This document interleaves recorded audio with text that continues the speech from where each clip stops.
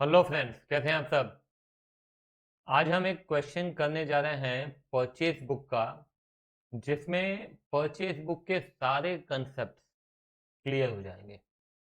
इसमें हम देखेंगे कि जब परचेज बुक के क्वेश्चन में आपको कुछ डायरेक्ट एक्सपेंसेस दिए रहते हैं तो उनको कैसे रिकॉर्ड करना है, और फाइनली सबसे बड़ी बात कि इनको पोस्ट कैसे करना है। परचेज बुक तो बना लिया, मगर इसकी पोस्टिंग हमने अभी तक प्रैक्टिकली देखी नहीं है कि कैसे करते हैं। तो वो भी इस क्वेश्चन में हम करने जा रहे हैं। ठीक है, तो चलो शुरू करते हैं। और एक बार मैं शुरू करने से पहले आप अपने आप से पूछिए कि इससे पहले जो हमने सिंपल परचेज बुक देखी थी, तो उसका फॉर्मेट आपके दिमाग में एकदम क्लियर है या नहीं है। क्या थे हमारे 6 columns? Date, particular, invoice number, LF, details and amount. हाँ या ना? मगर यदि क्वेश्चन में आपके पास परचेज बुक के ट्रांजैक्शंस के साथ साथ कुछ डायरेक्ट एक्सपेंसेस दिए हुए हैं, जैसे फ्रेट दिया है, कैरेज दिया है, कार्टेज दिया है, तो इन एक्सपेंसेस को भी रिकॉर्ड करना पड़ता है, और इनको रिकॉर्ड करने के लिए एक्स्ट्रा कॉलम्स की जरूरत पड़ती है। तो हमको यहाँ पे 2 एक्स्ट्रा कॉलम्स लगेंगे। कौन कौन से, चलिए मैं आपको दिखाता हूँ। एक बार आप फॉर्मेट अच्छे से पहले याद कीजिए, ड्रॉ कीजिए, उसके बाद ही आप आगे क्वेश्चन जो मैं सॉल्व करूंगा वो आप देखेंगे। ठीक है, तो आप देखिए यहाँ पे क्वेश्चन सॉल्व बाद में करेंगे, पहले आप फॉर्मेट देखिए एक बार। सबसे पहला सेम है, डेट आपका पहले भी था, पर्टिकुलर्स था, इनवॉइस था, एलएफ था, डिटेल्स था। तो आप देख सकते हैं कि पहले 5 कॉलम बिल्कुल सेम है, एज इट इज है। ये आखिरी टोटल कॉलम भी सेम है, ठीक है ना। ये बीच में 2 कॉलम्स हमने क्या कर दिए हैं, इंसर्ट कर दिए हैं। ये 2 कॉलम्स आपको एक्स्ट्रा ये याद रखने हैं। कहाँ पे इंसर्ट कर रहे हैं? डिटेल्स एंड टोटल के बीच में। कौन कौन से 2 कॉलम्स हैं? कॉस्ट है, और यहाँ पे मैंने फ्रेट एटसेट्रा लिख दिया है, ताकि चाहे वो कैरेज हो चाहे वो कार्टेज हो, सब आ जाएगा उसमें। क्लियर है? ये बात समझ रहे हैं आप? तो पहले तो आप ये याद कीजिए 8 कॉलम्स, उसके बाद ही हम आगे बढ़ेंगे, उसके बिना हम आगे नहीं बढ़ेंगे, ये ध्यान रखना है आपको। ठीक है, कौन कौन से? Date, particular, invoice number, LF, details. फिर डिटेल्स के बाद 2 कॉलम इंसर्ट कर रहे हैं, कौन सा? कॉस्ट, फ्रेट, और फिर आखिरी में वही टोटल। ठीक है, याद हो गया? अगर याद हो गया तो एक बार कम से कम 5 बार ये सारे कॉलम्स आप लाउड बोलिए, और उसके बाद लेक्चर कंटिन्यू कीजिए आप। ठीक है, चलो let's start. From the following transaction of Kamal prepare purchase book and post them into ledger. ठीक है भाई, चलो सबसे पहले क्या कहता है यहाँ पे? 1 अप्रैल क्या लिखना है? Purchase from Videocon India limited. तो सबसे पहले क्या करते हैं, फर्म का नाम लिखते हैं, वीडियोकॉन इंडिया लिमिटेड। ठीक है, कहाँ की है ये कंपनी? कोलकाता। चलो कोलकाता। क्या खरीदा? हमने इनसे खरीदे हैं 30 कलर टीवी। अच्छा, आप देख सकते हैं सब में टीवी ही खरीदे हैं, ये टीवी, ये टीवी, है ना, ये वॉशिंग मशीन, और यहाँ पे ये म्यूजिक सिस्टम। मतलब ये साफ समझ में आ रहा है कि हमारे फिक्स एसेट नहीं है, बल्कि हमारा जो बिजनेस है वो अप्लायंसेस एंड इलेक्ट्रॉनिक्स का बिजनेस है। ठीक है, तो ये हमारे लिए क्या है? गुड्स है। तो 30 कलर टीवी खरीदे हैं 15,000 ईच। ठीक है, तो 15,000 इंटू 30 करो, कितना होता है? 4,50,000। किस में आएगा ये डिटेल्स कॉलम। बेटा डिटेल्स कॉलम में ही हम क्या करते हैं? कैलकुलेशंस लिखते हैं। कौन से कॉलम में? डिटेल्स कॉलम में। तो ये 4,50,000 लिखा, लेस ट्रेड डिस्काउंट। तो पहले आप ट्रेड डिस्काउंट लेस कीजिए। ट्रेड डिस्काउंट कितना है बोलिए? 10%। तो ये 10% ट्रेड डिस्काउंट घटाया, तो ये हो जाता है 45,000। ये लेस किया, लेस करने के बाद अमाउंट यहीं पे लिखिए आप, कितना हो जाता है बोलिए? 4,05,000। राइट, अभी रुकिएगा, प्लस फ्रेट चार्जेस तो हम यहाँ पे ऐड करेंगे। क्या ऐड करेंगे? फ्रेट। फ्रेट चार्जेस ऐड किया, कितना है? 2000, तो ये मैंने लिख दिया 2000। अब क्या करना है, ध्यान देना बहुत अच्छे से। ये डिटेल्स का आप टोटल कीजिए, 4,07,000, ये डिटेल्स कॉलम में लिखेंगे। कॉस्ट कॉलम में क्या लिखेंगे बेटा? कॉस्ट कॉलम में आपने जितना भी परचेज किया है एक्सक्लूडिंग दीज एक्सपेंसेस, जैसे ये फ्रेट हो गया या कोई और एक्सपेंस हो गया, उसको एक्सक्लूड करना है, इंक्लूड नहीं करना है। तो मैं यहाँ पे सेम लेवल पे यहाँ पे लिखूंगा 4,05,000, यही हमारा कॉस्ट है। फ्रेट है 2000 और टोटल हो जाता है 4,07,000, राइट। ये हो गया आपका अप्रैल 1 का ट्रांजैक्शन, ठीक है। Now let's come to April 15, purchase from Sony India limited Guwahati. Okay, colour TV खरीद रहे हैं, ये भी हमारे गुड्स हैं, तो यहाँ पे मैं लिखूंगा 15 अप्रैल। किससे खरीद रहे हैं? Soni India limited Guwahati.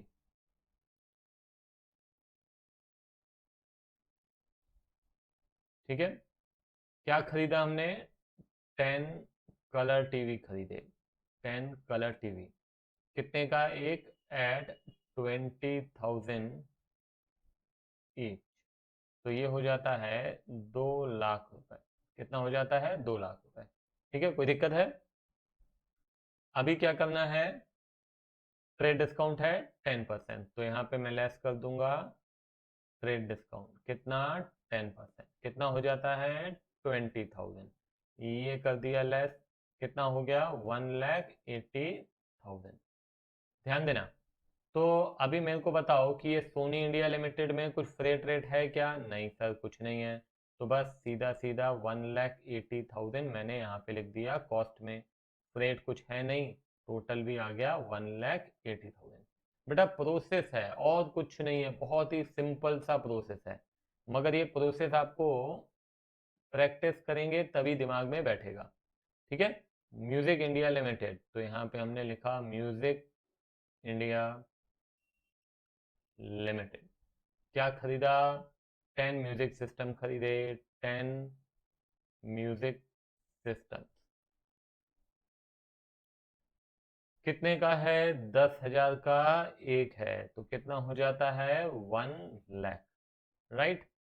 फिर उसके बाद उसमें trade discount 15%, less 15% trade discount, तो कितना हो जाता है? 15,000। ये कितना हो गया? 85,000। ये लो 85,000, यहाँ पे भी लिखा, कोई फ्रेट वगैरह कुछ नहीं है, ध्यान रखिएगा ना। फिर यहाँ पे भी कुछ नहीं है, ये 85,000। ठीक है। अब ये फॉर्मेट को मैं थोड़ा सा बड़ा करता हूँ। हम्म उसके बाद आगे बढ़ते हैं 30 अप्रैल। तो ये लीजिए 30 अप्रैल। किससे खरीद रहे हैं? वीडियोकॉन से खरीद रहे हैं, तो ये वीडियोकॉन इंडिया लिमिटेड। ठीक है, क्या खरीदा? 5 वॉशिंग मशीन, तो 5 वॉशिंग मशीन। ठीक है, 5 वॉशिंग मशीन 15,000 की एक है, 15,000 की एक है, तो टोटल हो जाती हैं 75,000, राइट। 75,000 हो गया। इसमें आपको क्या करना है? 20% ट्रेड डिस्काउंट, तो लेस किया 20% ट्रेड डिस्काउंट। ठीक है, 20% ट्रेड डिस्काउंट कितना हो जाता है? 15,000। ये 15,000 घटाया, कितना हो गया? 60,000, राइट। हाँ, ये हो गया 60,000। फॉर्मेट को थोड़ा और बड़ा करता हूँ मैं। हाँ, अब क्या करना है, ध्यान रखिएगा। अब यहाँ पे फ्रेट चार्जेस लिखे हुए हैं 1,000, तो मैं क्या करूँगा? ऐड फ्रेट चार्जेस, कितना है? 1,000, तो ये 1,000 भी लिखा, और ये हो जाता है 61,000। ये अब यहाँ पे कितना आएगा? यहाँ पे आएगा 60,000। यहाँ पे आएगा 1000, यहाँ पे आएगा 61,000।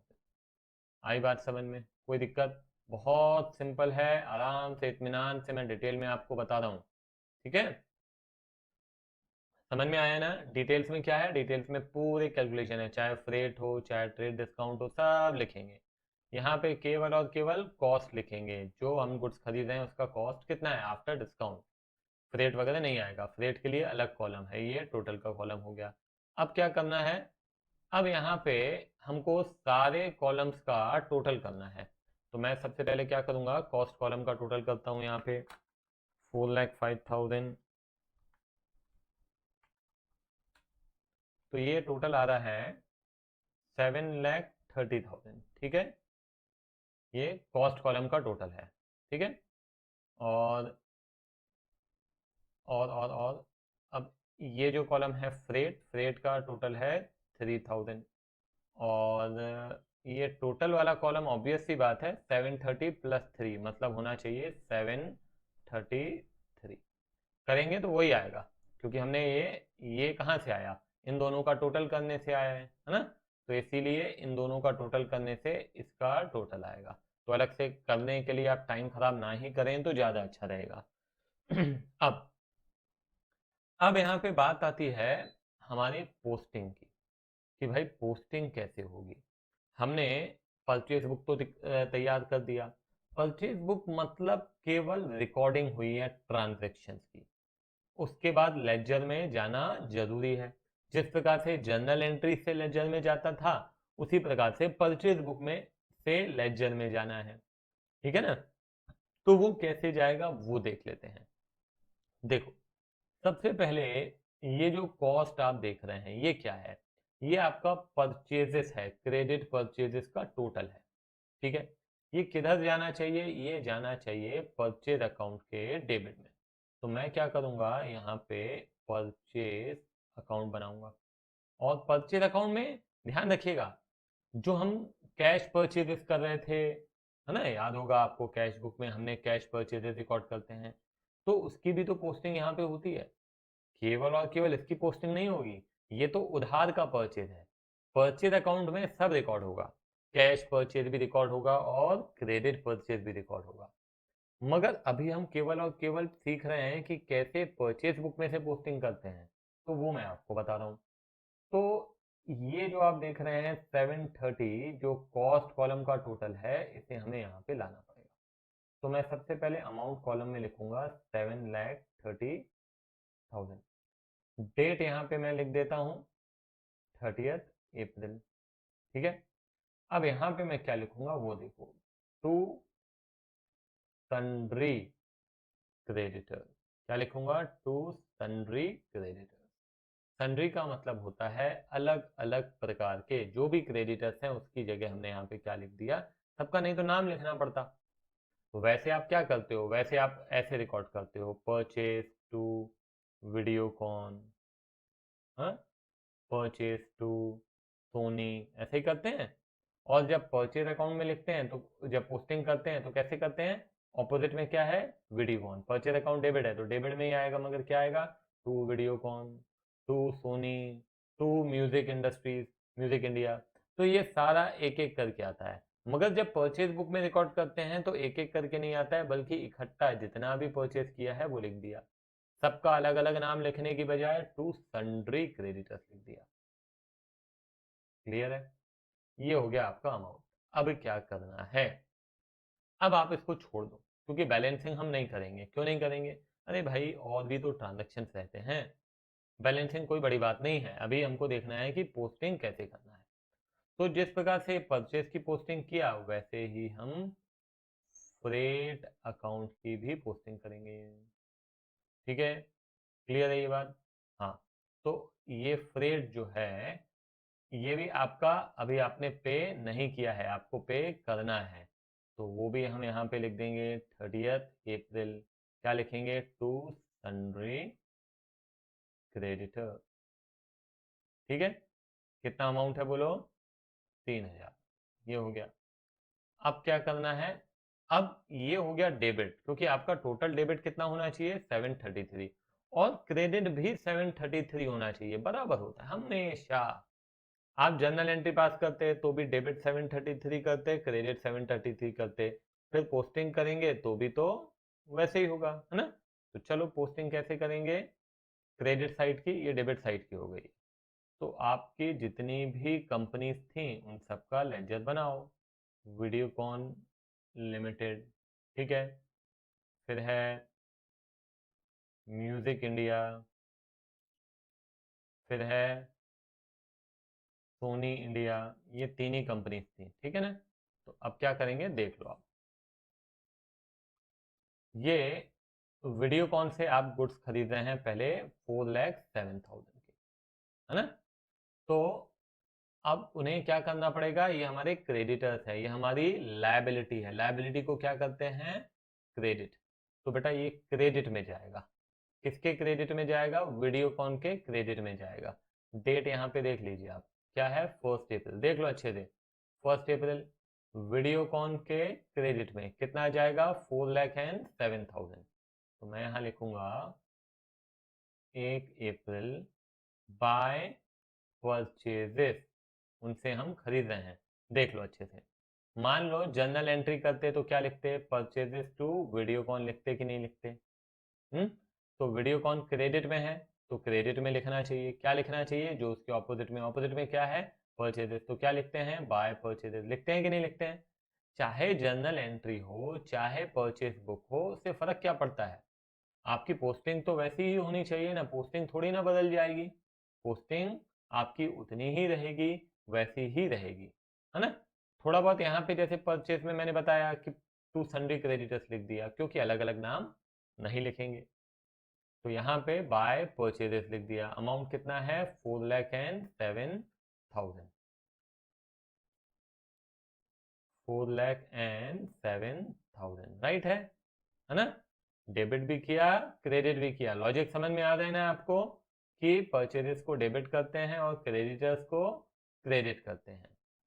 ये वीडियोकॉन का एक ट्रांजैक्शन हो गया। फिर आइए सोनी इंडिया, 1,80,000, कब का है, 15 अप्रैल, 15 अप्रैल बाय परचेजेस 1,80,000, ठीक है।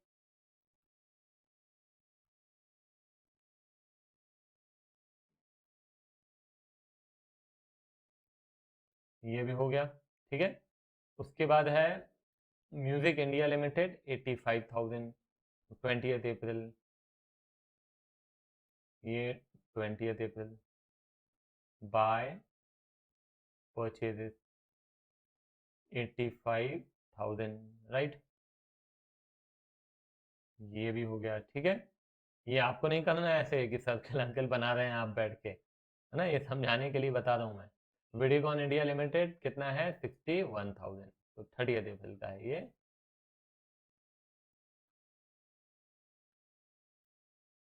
30 अप्रैल बाय परचेजेस, ठीक है, कितना 61,000 था ना, 61,000, ठीक है। तो आप देखेंगे कि जितना हमने डेबिट किया उतना ही हमने क्रेडिट भी किया। देखो आपने बेसिकली ये अमाउंट डेबिट कर दिया, और ये अमाउंट कहाँ से आया, ये इन सब का टोटल ही तो है, और क्या है, इसका इसका इसका इन सबको टोटल करोगे तो कितना आएगा 733। इसको डेबिट किया और इन सबको इंडिविजुअली क्रेडिट किया, है ना, आसान, ठीक है। तो ये मैकेनिज्म मालूम होना जरूरी है, आप इसको मिस नहीं कर सकते हैं, बिल्कुल नहीं कर सकते हैं, क्योंकि आगे चल के रेक्टिफिकेशन पढ़ेंगे तो ये सब आपको क्लियर होना चाहिए मैकेनिज्म। ये क्लियर नहीं होगा तो रेक्टिफिकेशन नहीं कर पाएंगे आप, ये ध्यान रखिएगा, दिस इज वेरी इंपॉर्टेंट, ठीक है। तो बेटा मैं यही कहूँगा, सिंपल है, बहुत आसान है, केवल और केवल एक चीज चाहिए, वो है प्रैक्टिस, ठीक है। Bye bye.